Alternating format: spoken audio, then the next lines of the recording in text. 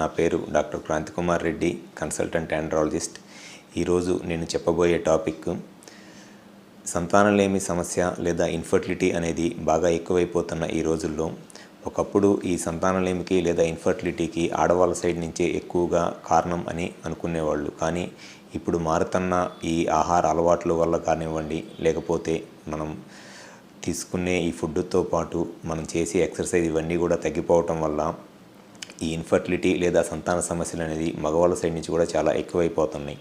So మగవాళ్ళ side నుంచి ఈ స్పర్మ్ కౌంట్లో అంటే వీరికణాల కౌంట్లో కానీ కదలికల్లో కానీ ఇబ్బంది ఉండి పిల్లలు లేక బాధపడటానికి ఒక ముఖ్య కారణం అయిపోతుంది. సో మగవాళ్ళ సైడ్ నుంచి ఈ వీరికణాల కౌంట్లో కానీ కదలికల్లో కానీ ప్రాబ్లం ఉండటానికి గల కారణాలు ఏమిటి, దానికి కరెక్ట్గా తెలుసుకోవడానికి మనం ఏం టెస్టులు చేయించుకోవాలి అనేది ఈ వీడియోలో నేను డీటెయిల్గా చెప్తాను.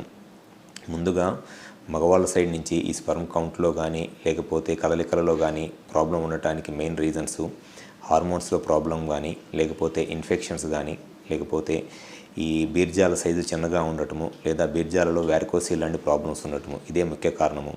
ఎప్పుడైనా సరే మగవాళ్ళ సైడ్ నుంచి స్పర్మ్ కౌంట్లో ప్రాబ్లం ఉన్నప్పుడు మనము దానికి కరెక్ట్గా కారణం ఏంటి, హార్మోన్స్ ఎలా ఉన్నాయి, బీర్జాలలో ఇన్ఫెక్షన్ కానీ వ్యారికోసిల్ కానీ ఇలాంటి ప్రాబ్లమ్స్ ఏమైనా ఉన్నాయా, అండ్ ఈ బీర్జాల సైజు కరెక్ట్గా ఎలా ఉంది అనేది తెలుసుకొని ఆ ప్రాబ్లంకి కరెక్ట్గా మనం ట్రీట్మెంట్ చేయించుకున్నట్లయితే స్పర్మ్ కౌంట్ పెరగడానికి చాలా ఎక్కువ ఛాన్సెస్ ఉంటాయి. సో ఫస్ట్గా మనం చేయించుకోవాల్సిన టెస్ట్ ఏంటి అనంటే హార్మోన్ టెస్ట్లు అనమాట. FSH, LH, టెస్టోస్టెరాన్ అనే హార్మోన్స్ ఉంటాయి. జనరల్గా ఈ స్పర్మ్ కౌంట్కి సంబంధించిన హార్మోన్స్ ఈ 3 హార్మోన్స్ అనమాట. సో ఈ హార్మోన్ లెవెల్స్ ఎలా ఉంది అనేది కరెక్ట్గా చూసుకోవాలి. అండ్ దాంతోపాటు టెస్టిస్ సైజ్ ఎలా ఉంది, బీర్జాల సైజు కూడా చాలా ముఖ్యం స్పర్మ్ కౌంట్కి.